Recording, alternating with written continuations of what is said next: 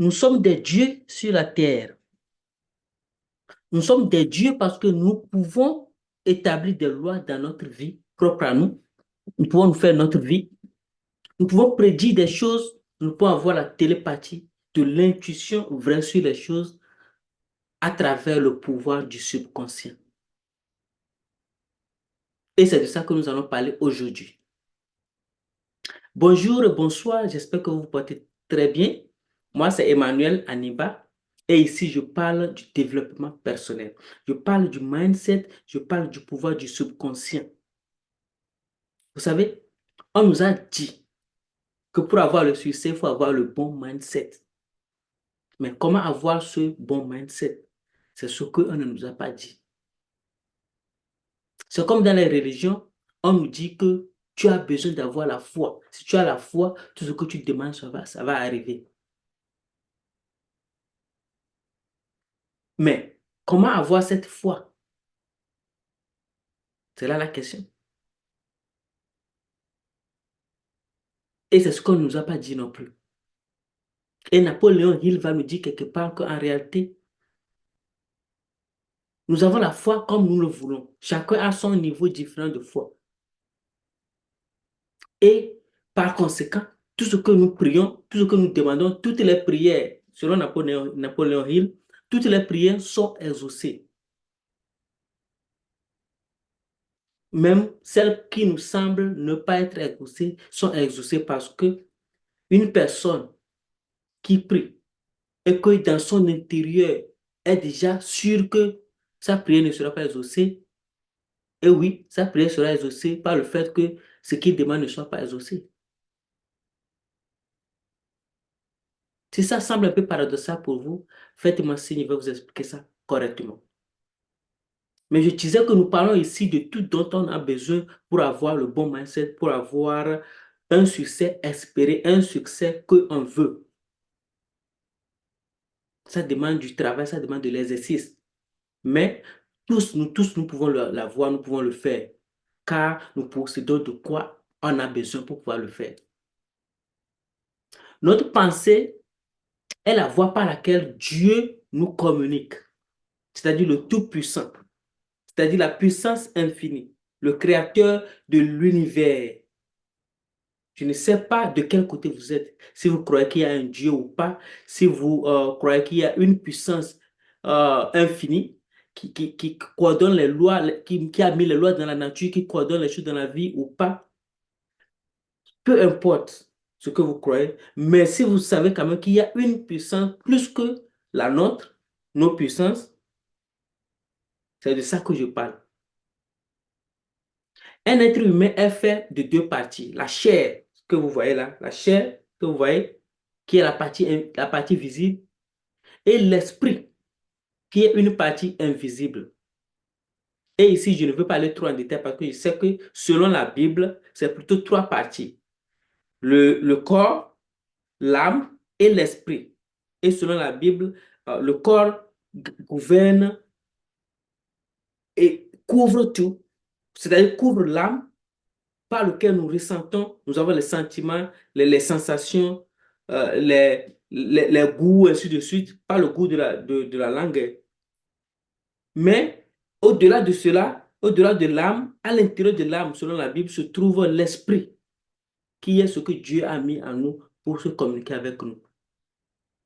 Mais selon moi, l'âme dont la Bible parle est encore un peu plus esprit. Et donc, je le mets ensemble avec l'esprit pour dire que nous avons deux parties. Je dis bien selon moi. Le corps et l'esprit. Et l'esprit, je rejoins la Bible, c'est ce que la partie interne en nous par lequel Dieu communique avec nous. Mais il y a une question. Nous savons que l'esprit n'a pas de forme. L'esprit est esprit. Voilà, c'est intouchable, c'est esprit. Et le corps est corps comme ça. Mais comment se fait-il que les deux là sont connectés et restent ensemble dans un être humain? Pourquoi l'esprit qui n'a pas de forme ne se vade pas, ne s'éparpille pas, ou bien ne s'envole pas, ne s'en va pas, mais ça reste avec le corps de l'être humain? En réalité, il y a une partie de notre corps visible là qui est doublée de nature. Une seule partie, et c'est notre pensée. Ou bien, voilà, oui, notre pensée. Donc la partie visible de notre pensée, c'est le cerveau. Et la partie invisible de cette, de cette pensée-là, c'est l'esprit qui en réalité se connecte avec l'esprit, mais la nature, mais le reste du monde par cette puissance que Dieu a mis dans l'esprit sous forme des ondes dans notre esprit qui lui permet d'être lié avec tout autour de nous, d'être lié avec même Dieu. C'est par là que Dieu agit sur nous. C'est par là qu'il nous communique rapidement les petites lois, les petites informations sur le futur, par l'intuition, par les sensations, ainsi de suite. Et ceux qui ont pu développer ça peuvent développer ça plus grand, plus loin, et peuvent voir les choses. Ce n'est pas le même esprit là, à travers notre pensée là, que Dieu peut nous communiquer, soit sous forme des ondes, sous forme des rêves, et ainsi de suite. Donc, notre esprit est connecté avec notre corps par notre pensée. Mais la pensée elle-même dont nous parlons est aussi double. C'est-à-dire la pensée consciente et la pensée inconsciente ou bien subconsciente. Voilà. La pensée consciente, c'est elle qui est touchée par les cinq sens. Les sens, le toucher, je sais pas, le goût, l'ouïe, l'odorat, il reste quoi? La vue. Donc, ces sens-là connectent ou bien touchent directement, agissent directement sur notre esprit conscient.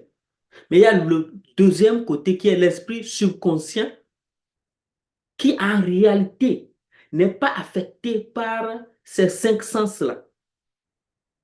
Nous allons aller en détail plus tard, nous allons aller en détail plus tard, mais ces sens-là peuvent agir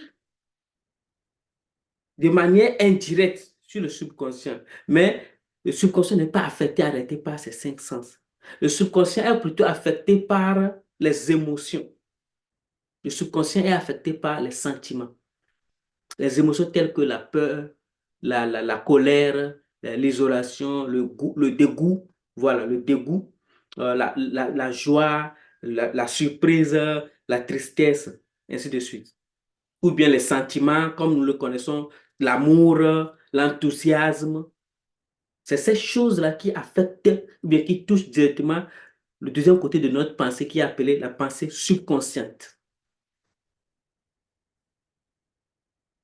Et la partie de notre corps qui a le pouvoir et dont nous parlons, le pouvoir dont nous parlons, que nous disons que nous possédons, au fait, se retrouve dans cette partie de la pensée qui est appelée le subconscient.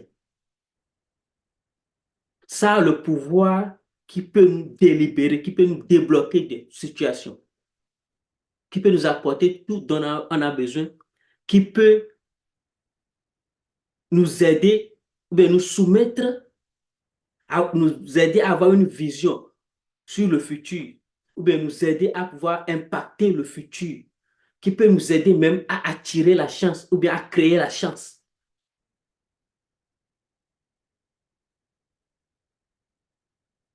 Et donc, c'est de ça que nous parlons, mais je ne vais pas trop aller en détail aujourd'hui parce que cette partie ne constitue que une introduction, s'il faut le dire. Nous allons détailler maintenant, prochainement, comment est-ce qu'il faut donc utiliser ce pouvoir-là. Tout le monde peut l'utiliser, comme je le disais, à condition qu'on arrive vraiment à soumettre ces lois-là à ce subconscient. Ou bien à soumettre nos demandes au subconscient. Et il y a de l'exercice pour le faire. Merci encore pour votre temps.